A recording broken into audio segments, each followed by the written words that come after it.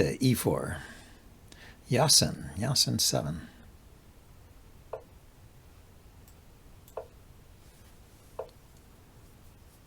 Okay, I've got a normal e4, e5 opening. I play the Ruy Lopez. Oh, he plays the Morphy variation, the main line.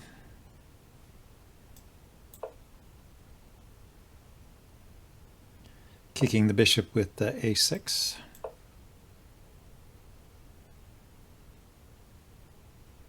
If he brought the knight out immediately, that's the Berlin variation. But when you kick the bishop first and then bring out the knight, that's the Morphy. And the main line. Now this is not the main line, but it's a line I like to play. It's the Arkhangelsk variation. Nice. Okay, so what do I do against it? I think this move causes the most trouble. Cannot yet take this pawn, I think. Oh, we will find out. It's true. I mean, a lot of times you have this move here. But he didn't play d6. He just put the bishop there.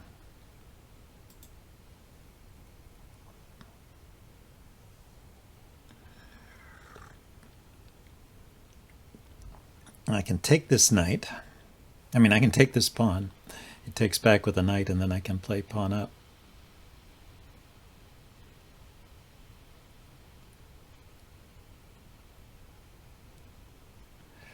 Or I could put the rook here, but he might play f5 if I just put the rook here. So knight takes pawn, knight takes. Pawn forward is a fork, so he will probably move the bishop or the knight. Probably the bishop, then I can take.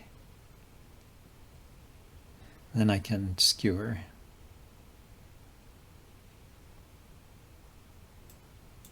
Let's give it a try.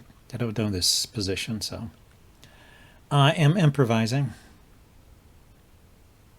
And look at it after the game and see if that was actually a mistake. I did have the possibility of taking on f2 too, as well. But anyway, let's block that bishop. That'll prevent that.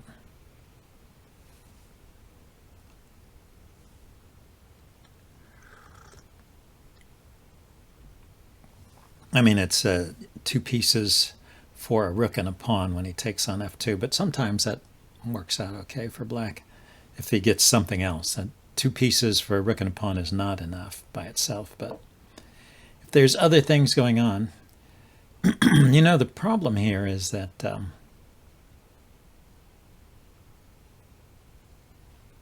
I can't put the rook on the e1 after I take his knight because the queen and the knight are still coordinating on that square. Let's go ahead and grab the knight anyway. I'll put my queen here, and then bring my bishop out, I guess. Now this pawn is pinned because he castled, so he has to move the knight.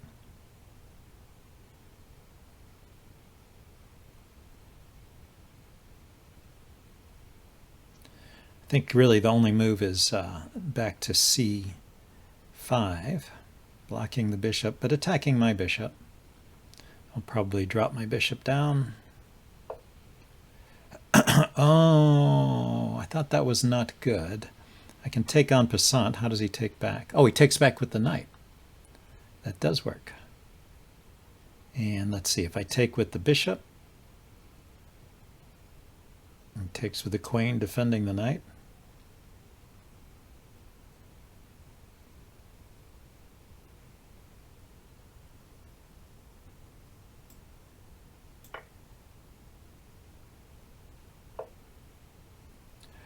Oh my, that's exciting. He can't move his knight with check, though. My queen isn't going to run out of squares.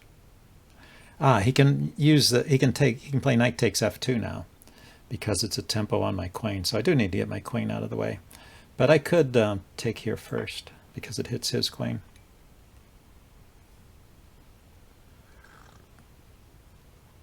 And on knight takes f2, I will just take the knight. No, that doesn't work. And knight takes f2, I will take the queen.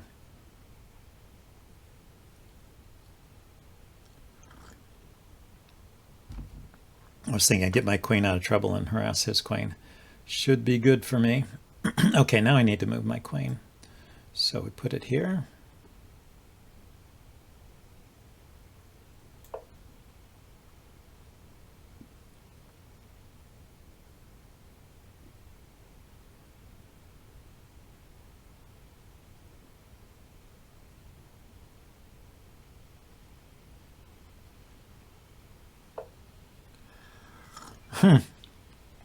He's determined.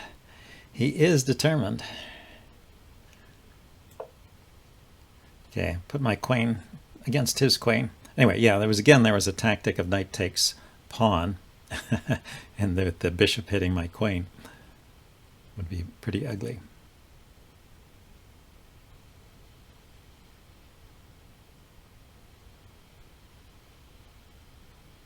So, but if his tactics die out, I'm actually a pawn up because he let me take a couple pawns here, even though I started off giving up a pawn.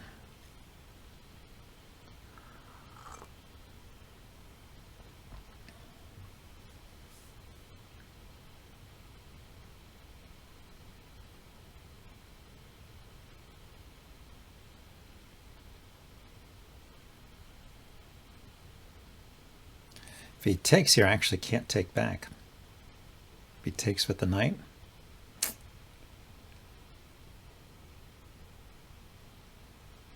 What am I going to do?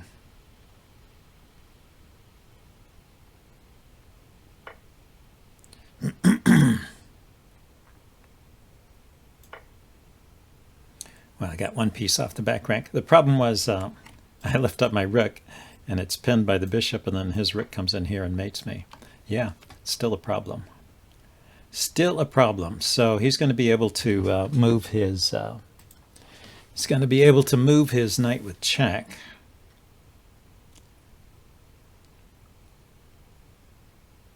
And win the bishop, I guess. Unless I move the bishop. Or defend it. Could just drop back here. Then, yeah, he can move the knight with check, even double check.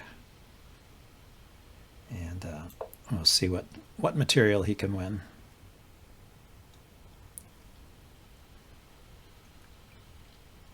At the very least, he can get a pawn back. And he can repeat. Knight here, check, king goes, knight back, check. Oh no, when the knight comes back, I'll take it.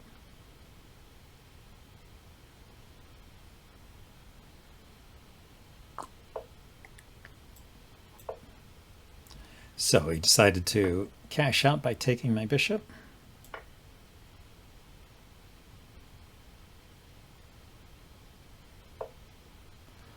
Yeah, he should have brought the rook down here.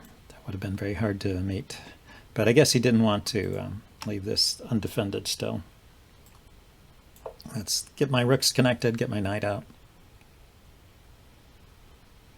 I was coordinating here. Ah, yeah, he's worried about that pawn. Okay.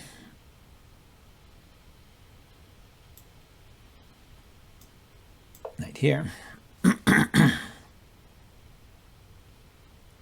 Should be able to oppose rooks now. Now he goes there. Okay. He had that in mind.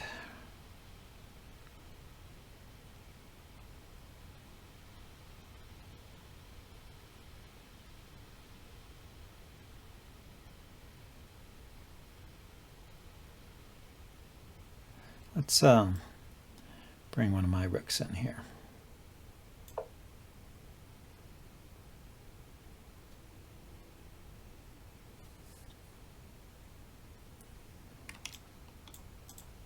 That's my plan.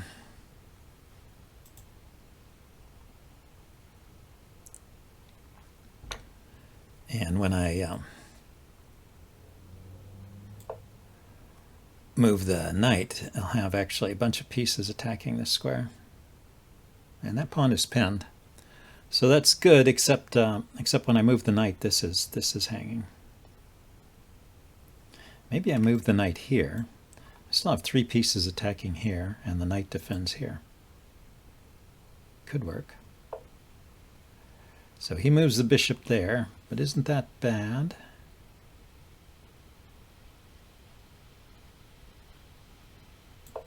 Is he planning to bring his rook over to defend? Oh, no, he plans to take.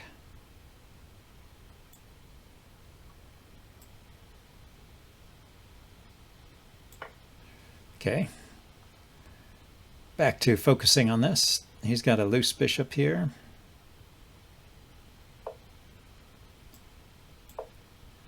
And the bishop is still loose. And I can get a 3rd piece attacking here, and he can't easily defend it. Ah, he saved his bishop, or his bishop, not saved, but he's no longer loose. But he still can't get back in time to defend f7 here.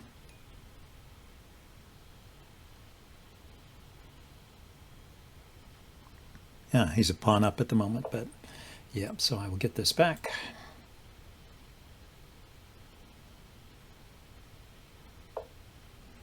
He will chase my king.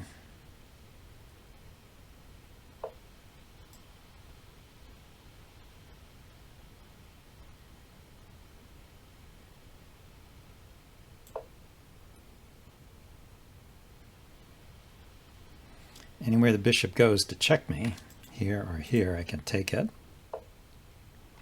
Yeah, he's preparing to... Okay, but let's set up this little attack here. Discovered attack on the king. Pretty dangerous.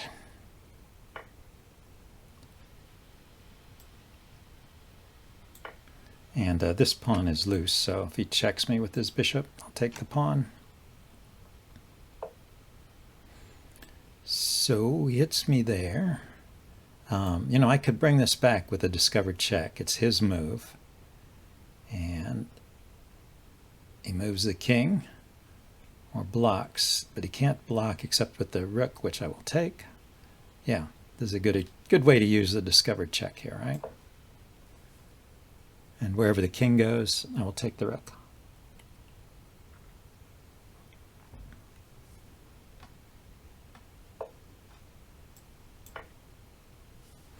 Well, that was a nice tactical game. Is he going to play on and try and beat me on time?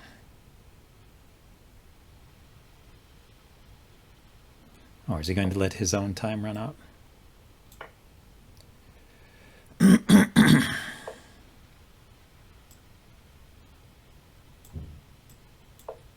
I'll just make some moves.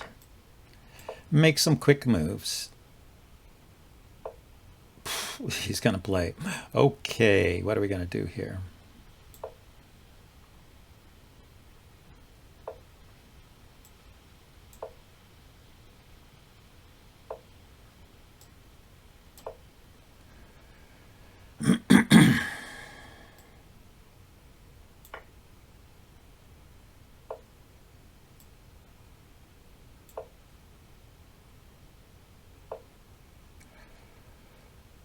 Okay, put the bishop back.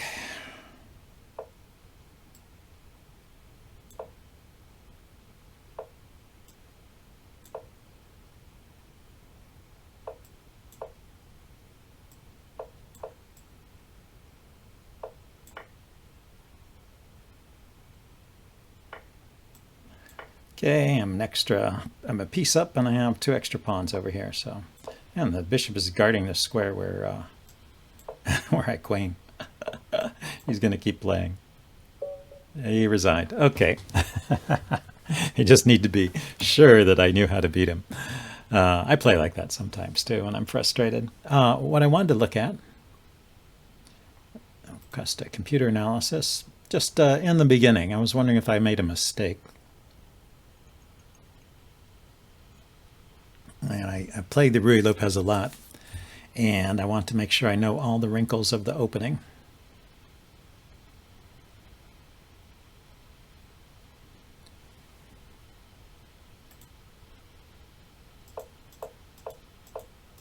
So this is theory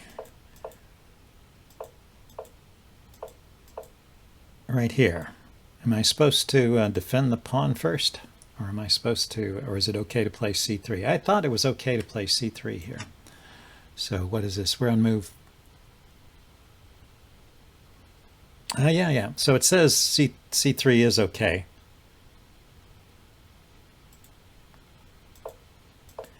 And then his knight takes e4 was a mistake.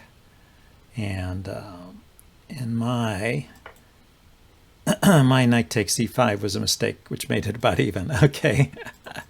So that was an interesting way to play. But the way to refute knight takes e4 is apparently you play d4.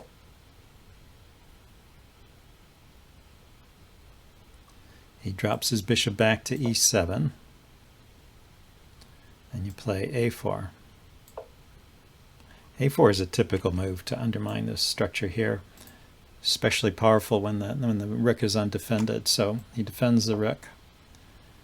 And then queen e2 hitting the knight.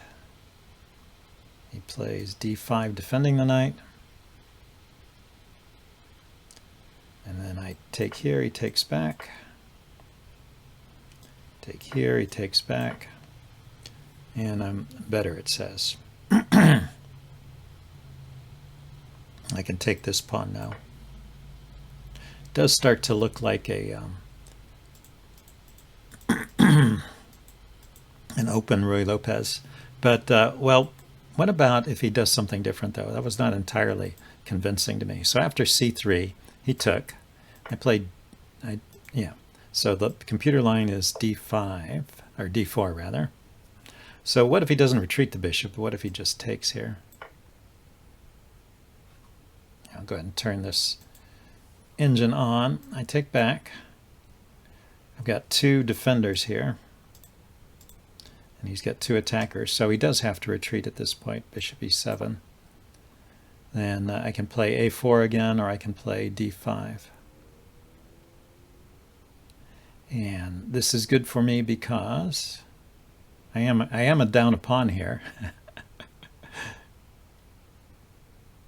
It likes d5 here best. Knight a5. Bishop c2, hitting the knight. Knight drops back to f6. Now rook e1. Okay, and I just have my compensation here is all these open lines and this annoying pawn in the middle. So I just have to be willing to play this position, but having that pin on the bishop, you know, if I was black, I would want a castle here. And yeah, then I could bring this guy out. Not the best. Queen d4 here. Well, it's one of those positions where finding the best moves is hard. Rook e8, queen h4. I see, the queen is getting over to this square.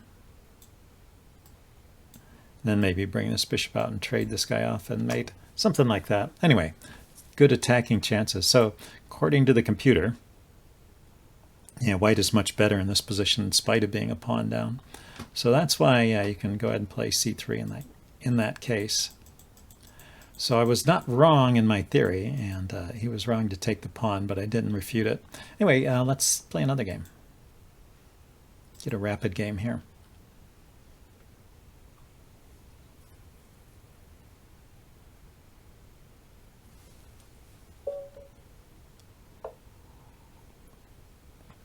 Aromatique plays in English. I go for the symmetrical English and then an early d5.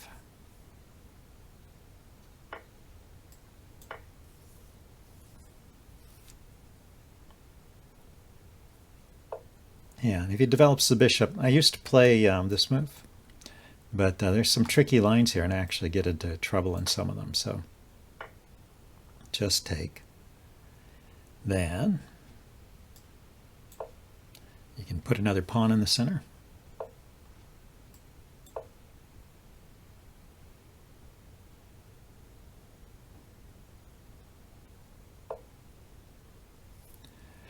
Yeah, I think it's a pretty reasonable way to play. So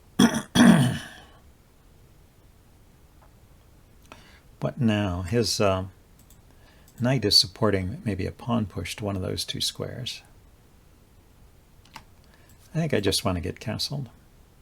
He can take my knight at any time and mess up my pawn structure here, but he has to give up that good bishop. This is a nice bishop, so he probably doesn't want to do that.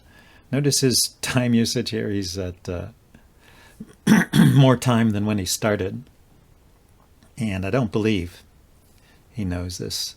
I don't believe this is a theoretical position. Let's get castled. So he's just playing on general principle. Yeah, notice he whips the move out instantly. So I'm going to take. He takes back, I take, and then I'll have an isolated pawn here if I keep taking, right? I take, he takes, I take, he takes, I take, he takes.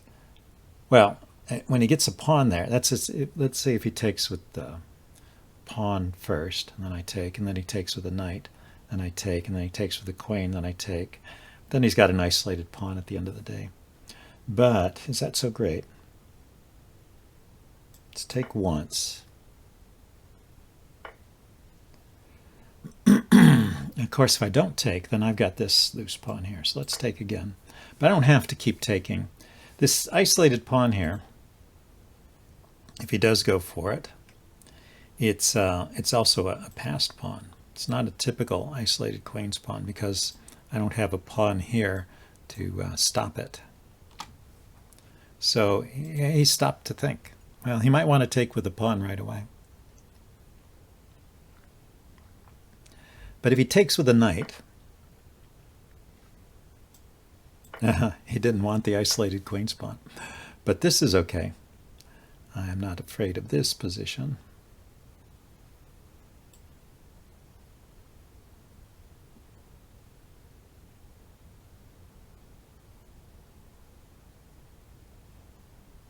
Start with the bishop here.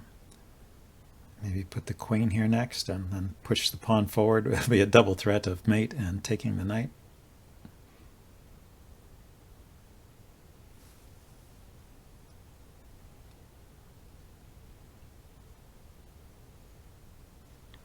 There's also a bishop here, pinning the knight. But well, he can move his rook easily, so it's not a dangerous pin.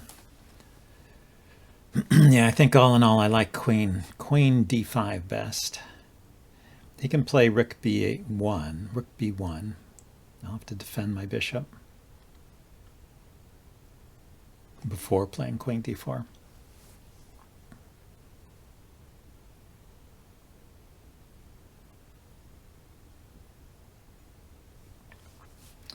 He's got his pawns on dark squares, and he has a dark squared bishop, so it's not the best configuration. But there's an open diagonal here for his bishop, so that looks good. Okay. He's obsessing over that pawn. I guess we'll push the pawn first then.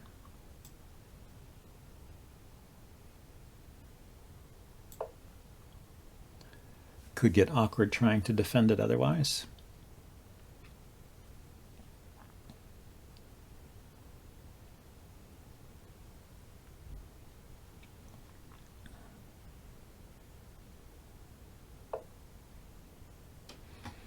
Okay, he can take this guy with check.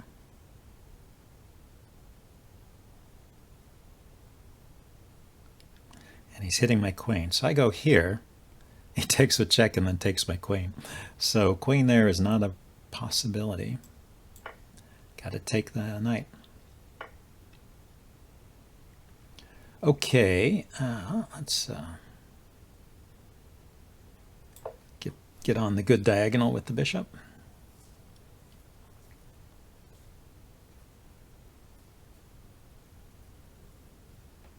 Now I have the passed pawn here. Let's put a rook here. Let's push that passed pawn. I'll even sacrifice this one.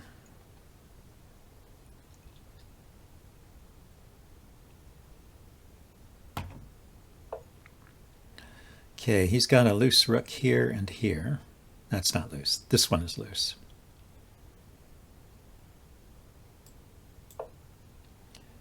Yeah, let his queen take this pawn in order to get my pawn further advanced.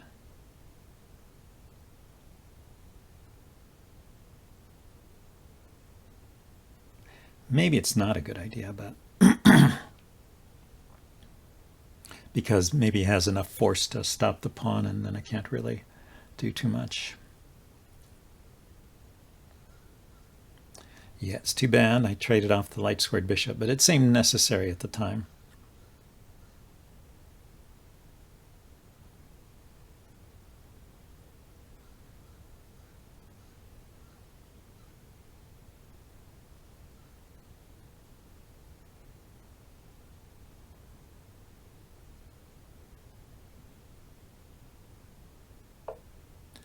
So he brought his bishop out,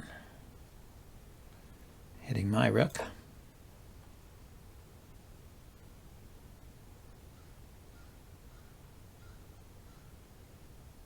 And now his rooks are defended.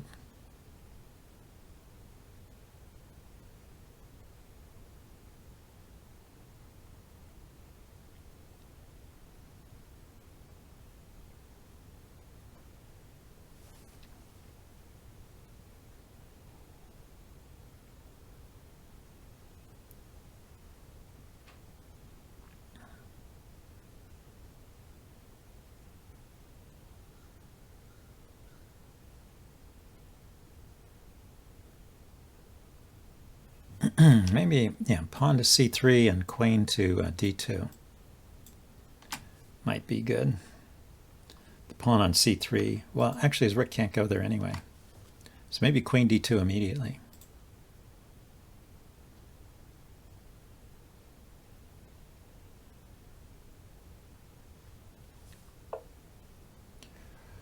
Okay, that stops queen d2. Let's see, where can I go? Here, I guess, or here. Can't go there. Okay, my squares are limited. And but that works.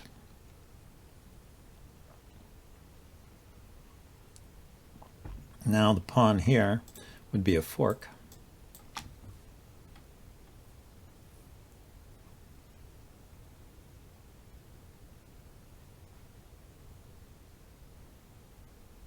He can put his rook here.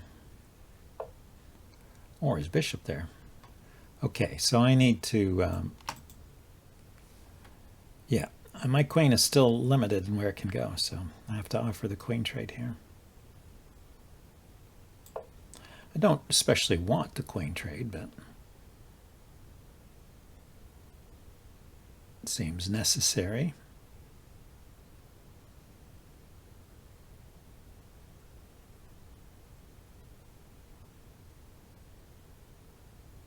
Well, it seemed like it was the only move for my queen.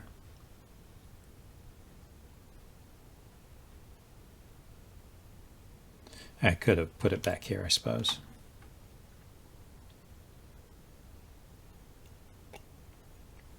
Yeah, it's interesting. Yeah, he's using his pieces to chase my queen around on an open board. Usually that doesn't happen. My queen is on a better diagonal now.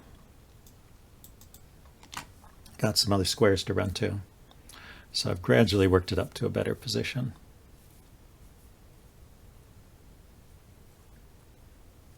So I don't think he can trap me in this case.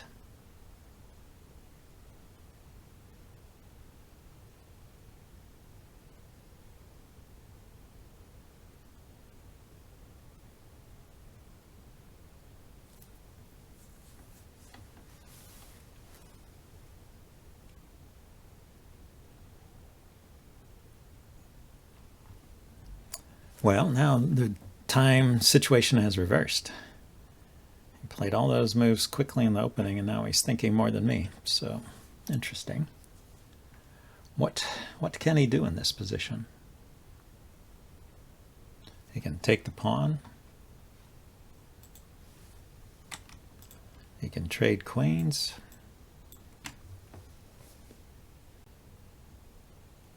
Could bring his bishop back and try and blockade this pawn, but I'm going to push it.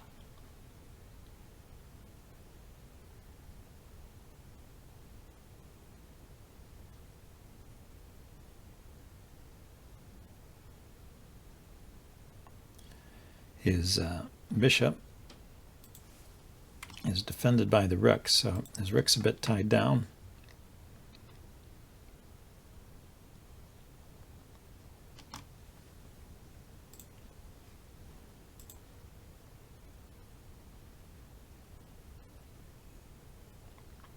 Aromatic.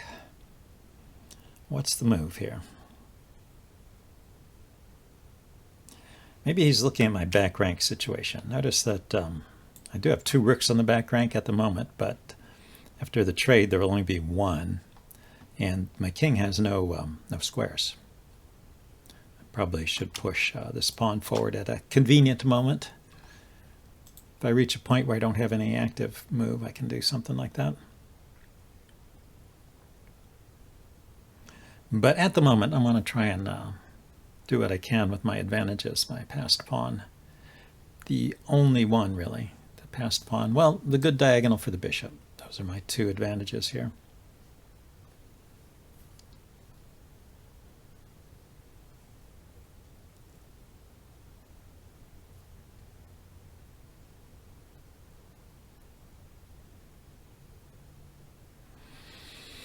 Okay, 3 minutes, I guess. Eventually, he will either run out of time or move. And we only have to wait 3 more minutes to find out which one it is.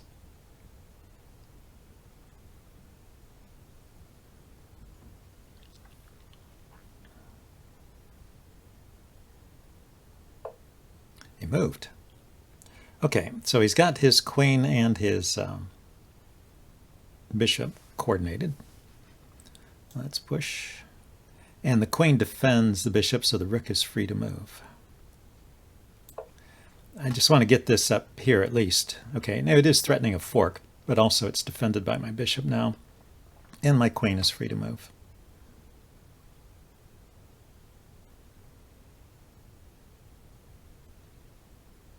I guess it would have been free to move before, but yeah, I wanted to make sure it was in a good position there.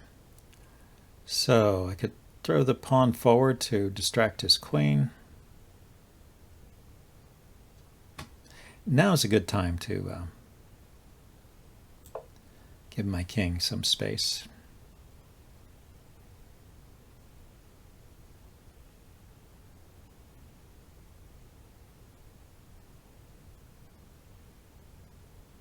I was thinking I could do something like this, lift the rook up to attack his bishop. His bishop can go to this square with the queen behind it. Oh no, but rook takes bishop, queen takes. Yeah, it can't really go there yet. Okay. So start with this move. Is this going to cause me trouble? It defends my bishop, which I think is important. It doesn't attack his bishop yet, but prepares for me to bring a rook over to attack his bishop. And in the meanwhile, my bishop is still hanging on to this pawn. At some point, he might be tempted to give up the exchange. It's interesting that he never took my pawn, even though I offered it to him. If he had taken it, then this would become more of a threat, as he could get a passed pawn going here.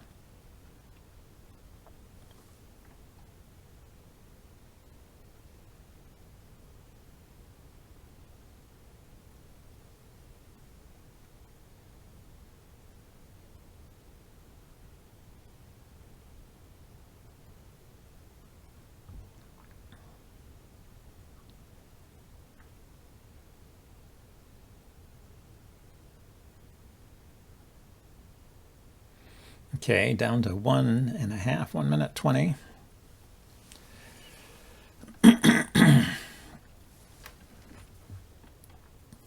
Just blockading might be good. But yeah, he's going to have trouble defending this in the long run. Yeah, blockading would not be good because then I pin this bishop and take it. Okay, down to 1 minute. He's going to be playing on the increment the rest of the game.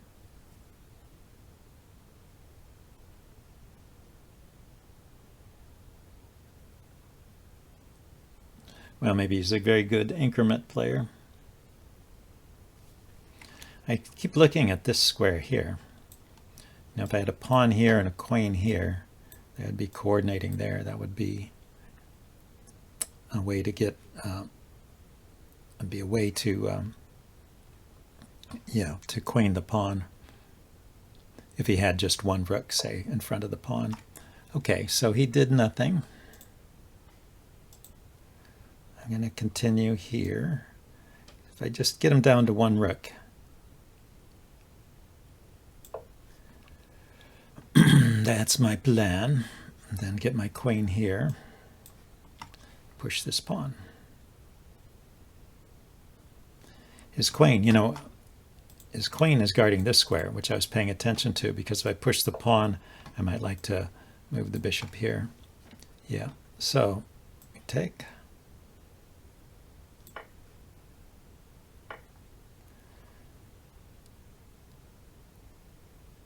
Now, when I go here attacking his rook, he will deliver a check. So let's push first.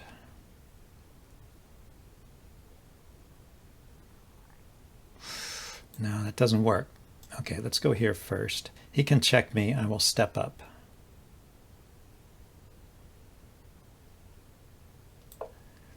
If he puts the bishop here, I will take his rook with check.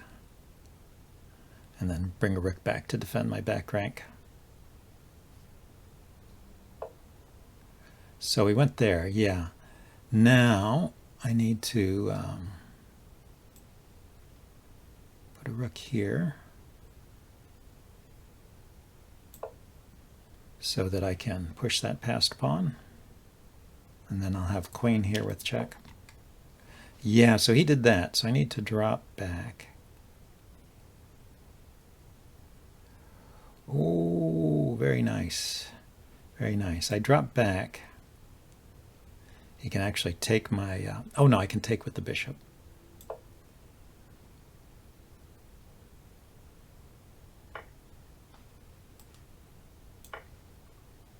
Yeah, he was relying on the fact that my rook was pinned to the back rank.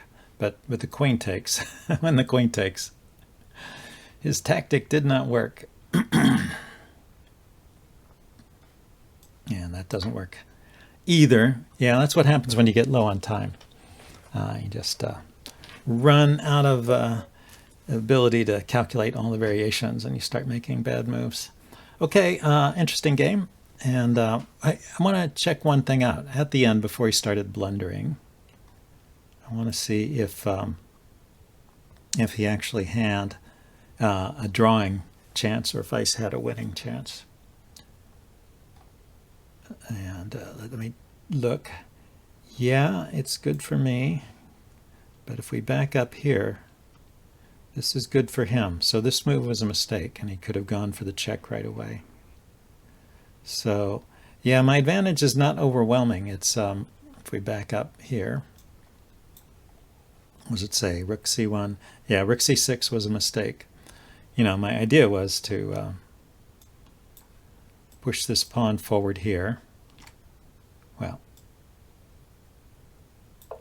let's give him a nothing move.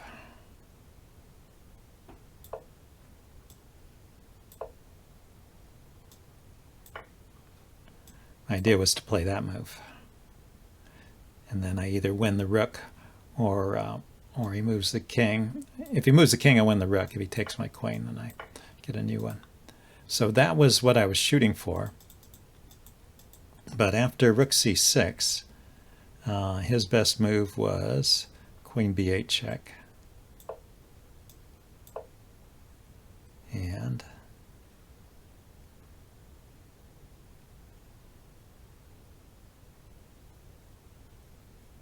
queen a5.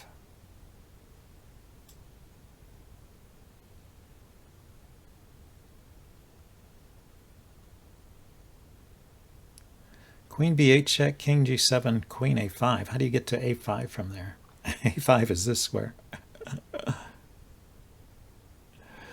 Anyway, so it was still, what does it say? It goes from -2 in my favor to -1 in his favor, +1 in his favor. So my move here, I should have played the rook here. Anyway, yeah, it was tricky position. That's true. The bishop is still defending the pawn.